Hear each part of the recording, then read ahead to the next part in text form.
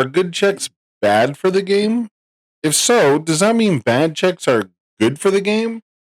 Is this more of an existential question than anything? I think the easy answer is no, but the simple answer is yes. Let's find out why after a word from our sponsor. The Stark Dark Open Series is a standard tournament with a $2,500 prize pool. It's happening June 21st over at Counterspell Games down in Jacksonville, Florida. And the best part? Even if you don't win big in standard, there's a Rochester Retro 1K side event. So much UVS is happening, so much cash to be won, you don't want to miss out.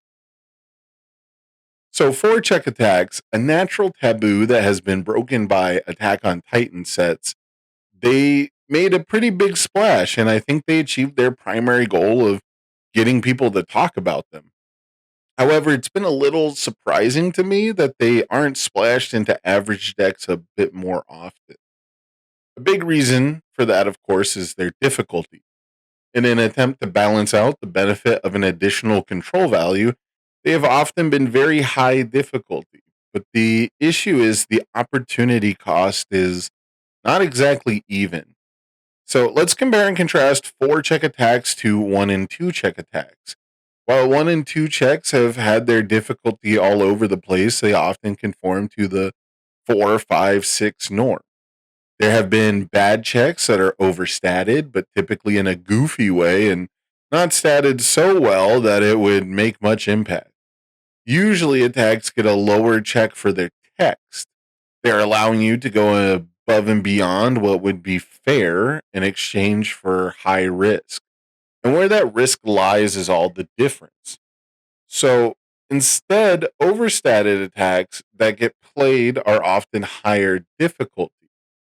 And now these often fit into some sort of cheese strategy that is exploiting a natural weakness early in the game. So why is Overhead Heel Crush a contender and Blindside Eruption is a meme? It all lies in opportunity. Blindside Eruption occasionally denies you the opportunity to play other cards. It affects your build turns, your attack turns, and your block turns. Blindside Eruption shifts both the traditional difficulty and control down by 2. And this card sort of proves why these two numbers are not equal in potency. No matter the difficulty of Blindside Eruption, it could even be a 1 difficulty attack.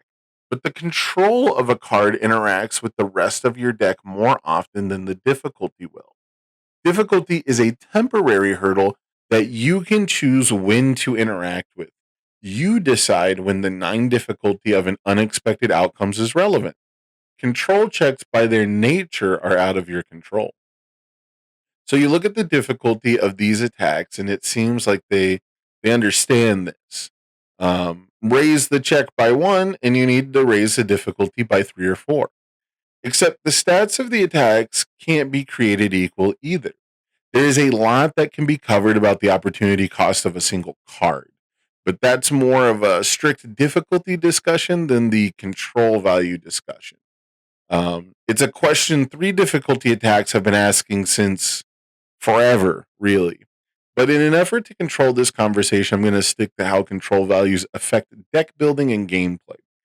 Because with high diff attacks, you expect to commit some resources, leaving yourself more vulnerable and only be able to play one attack per turn usually. It's important to make that count. And for the most part, I think they've done a good job keeping that faithful. For the most part. But where this all breaks down is how do you overcome these drawbacks? The main answer is building more foundations, and to a lesser extent, checking better. And that first one, building more foundations. Not only do forecheck attacks help you build more, but importantly, they let you build better foundations. You get to run at least the same number of 2 difficulty and 3 difficulty foundations as a quote unquote normal deck. The quality of your builds just go up. Let's look at the minimum build amount compared to the average difficulty for both 2 check and 4 check attacks. If you play all 0 diffs with 2 checks, you're guaranteed 3 foundations. If you play all 0 diffs with 4 checks, you're guaranteed 5 foundations. This sounds like it's in the favor of two checks until you attempt to play one of these attacks and check poorly.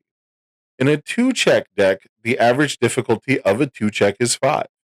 If you check a 2 on it, you have to commit all 3 foundations you built to pass it.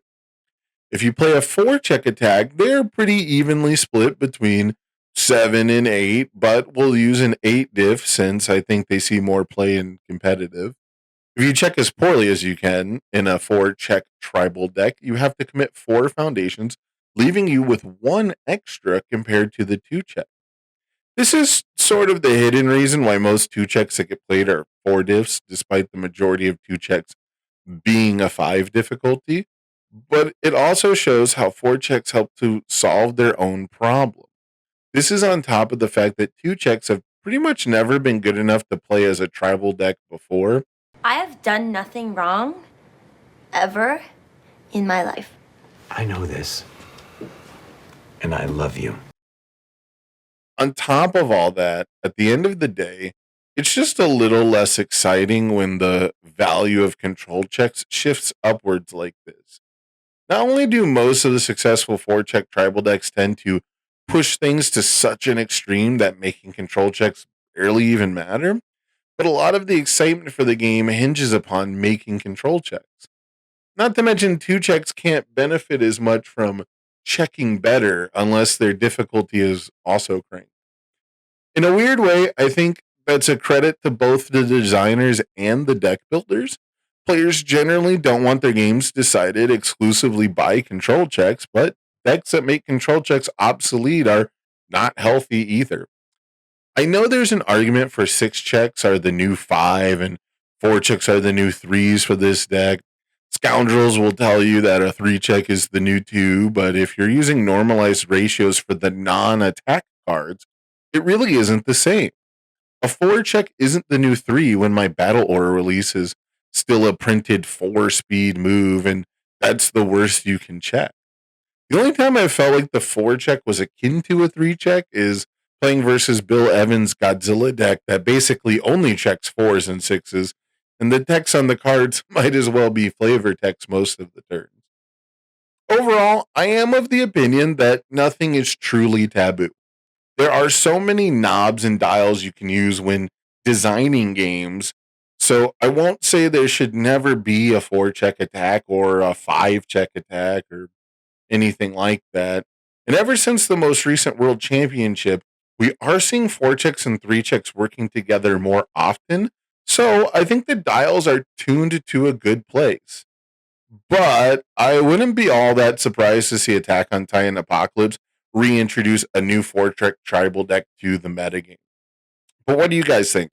Have 4 checks been a positive impact? Have they been a negative impact? Have they just been yet another toolbox for players to fool around with? Let me know down in the comments your feelings on 4 check attacks. I've gone kind of back and forth on it, really, but like I said, I don't think anything is truly taboo. I'm a Storm player in Magic, so powerful mechanics aren't necessarily the end all be all for me. Also, please check out Webcam Warriors 2. The sign up link will be down in the description or pinned in a comment below.